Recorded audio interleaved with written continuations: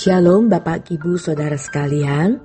Hari ini 30 Juni 2022. Tema kita berjudul Pengakuan dari Bapa. Bapak Ibu, kita harus terus mengobarkan gairah bagaimana menjadi anak manusia yang benar-benar menyukakan hati Allah. Menjadi penghiburan di hati Allah di tengah-tengah angkatan yang bengkok ini. Di tengah-tengah kejahatan manusia. Ibarat simfoni, kita harus menjadi simfoni yang indah, merdu didengar oleh Allah. Ibarat bunga, kita harus menjadi bunga yang wangi, menjadi keharuman. Dan inilah kehormatan kita. Inilah nilai atau kemuliaan kita. Tidak ada kehormatan, kemuliaan, dan nilai lebih dari ini. Kalau kita percaya Tuhan, kita percaya firman-Nya dan kita mengikuti firman-Nya. Tidak ada hal yang lebih mulia pada hidup seseorang selain pengakuan dari Bapa bahwa ia adalah seorang yang berkenan kepada Allah, menjadi kesukaan hati Allah.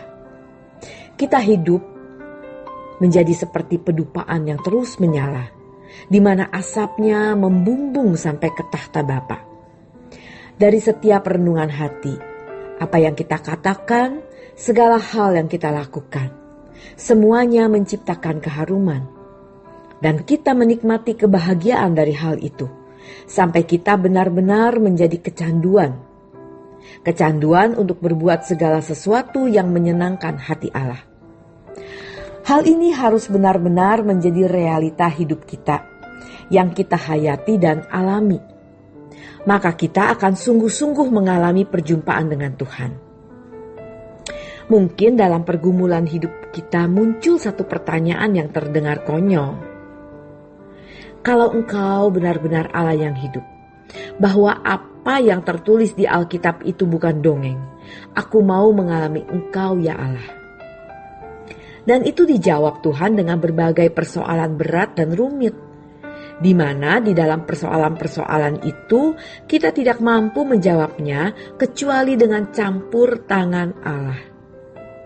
Ada persoalan-persoalan yang terjadi dalam hidup karena kesalahan kita, tetapi ada yang bukan karena kesalahan kita. Dan itu bisa membuat kita putus asa, kecewa, atau bereaksi negatif sehingga kita jatuh dalam dosa. Yang kedua ini pasti berasal dari kuasa kegelapan yang mau menghancurkan hidup kita, menghentikan perjalanan pertumbuhan iman Kristen kita untuk sempurna seperti Bapa atau serupa dengan Yesus, sekaligus menghentikan pelayanan kita. Kita harus kokoh, tabah, dan kuat. Sebab dari situ kita bisa terstimulasi untuk mengalami Tuhan.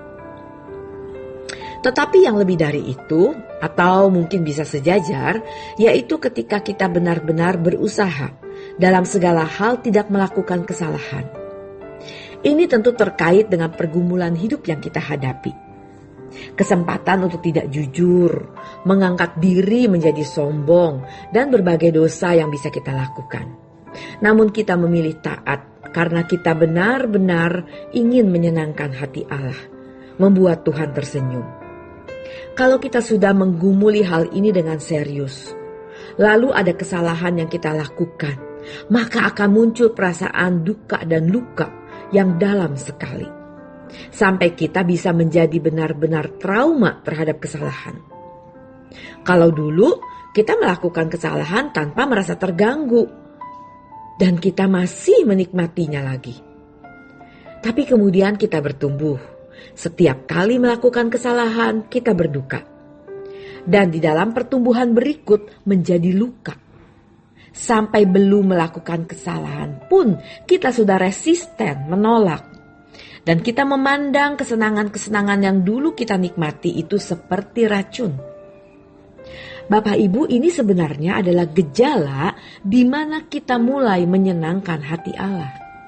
Tentu membutuhkan perjuangan berat dan melewati perjalanan waktu. Karenanya, sebelum kesempatan yang Tuhan berikan berlalu, mari kita berjuang. Ingat, kesempatan itu tidak bisa kita beli. Kesempatan adalah anugerah.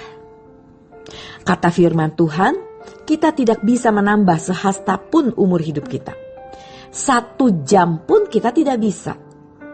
Jadi kalau kita membuka mata di pagi hari, artinya Tuhan masih memberikan kita hari yang baru, kita bersyukur. Ini adalah kesempatan kita untuk meningkatkan kualitas hidup rohani, agar kita bisa lebih berkenan di hadapan Allah, menyenangkan hati Tuhan melalui segala kejadian dan peristiwa hidup yang kita alami pada hari itu. Maka harus ada ambisi yang kuat, harus ada tekad, kerinduan, hasrat yang kuat. Sama seperti ketika kita ingin memiliki sesuatu. Ingin menambah jumlah uang atau sedang jatuh cinta ke seseorang, dan kita ingin memiliki orang itu. Siang, malam, pagi, petang, kita akan memikirkan apa yang menjadi obsesi atau cita-cita kita. Kiranya sekarang yang menjadi obsesi kita adalah menyenangkan hati Allah. Bapak Ibu, melihat sempurnanya metabolisme tubuh kita, melihat tatanan alam yang sempurna, jagat raya yang memiliki tatanan yang sempurna ini tidak mungkin tidak diciptakan oleh Allah. Bahkan kalau kita memperhatikan dunia binatang, bagaimana setiap hewan memiliki spesifikasi yang begitu luar biasa. Sekarang kita mau mengalami Tuhan, kita harus memiliki keberanian. Dan itu dimulai dari hal-hal sederhana yang kita pandang sebagai kesalahan, jangan lakukan. Dari hal moral umum, Tuhan akan terus menambahkan kepekaan kepada kita untuk bisa membedakan apa yang menyenangkan hati Allah dan apa yang tidak.